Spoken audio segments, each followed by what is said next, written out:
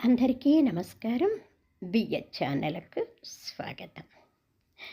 గేయ రూపంలో చెప్పుకుంటున్న మన రామాయణంలో విశ్వామిత్రుని వెంట రామలక్ష్మణులు మొత్తానికి మిథిలాపురానికి చేరారు.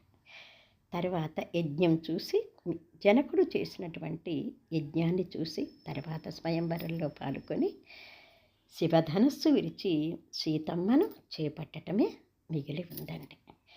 మరి వచ్చే నెల కదండి శ్రీరామనవమి మహోత్సవము.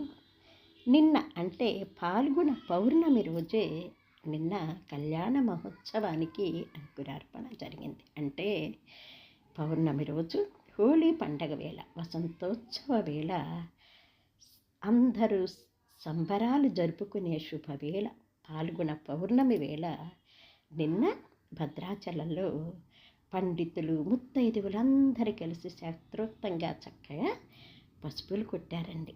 పసుపు కొట్టే కదా శుభకార్యానికి నాంది పలుకుతాము. నిన్న పసుపులు కొట్టారన్నమాట కళ్యాణం పనులు మొదలు పెట్టడానికి. తర్వాత గోటుతో తీసినటువంటి బియ్యాన్ని తలంబ్రాలుగా చేస్తారు కదండి. ఎన్నో వేల మంది తయారు చేసినటువంటి ఆ తలంబ్రాలు బియ్యం కూడా నిన్న చక్కగా కలిపి పెట్టారు. ఆ తలంబ్రాల బియ్యము పట్టాభిషేకం రోజు, రాములవారి పట్టాభిషేకం రోజు అందరికీ పంచుతారన్నమాట. అంతేకాదండి, చాలా గుళ్ళల్లో జరిగే వేడుకలకు కూడా ఆ తలంబరాలు పంచటం జరుగుతుందన్నమాట. మరి ఈ సందర్భాన్ని పురస్కరించుకొని ఆ శ్రీరామచంద్రుని మీద నేను ఒక్క పాట అండి, దయచేసి వినండి. బాగుందనుకోండి ఒక లైక్ కొట్టండి, నలుగురికి షేర్ చేయండి, అందరూ చక్కగా పాడుకోండి. చక్కని దొరవాణి మక్కువతో నిన్ని పెక్కుమారులు వేడుకున్నానురా,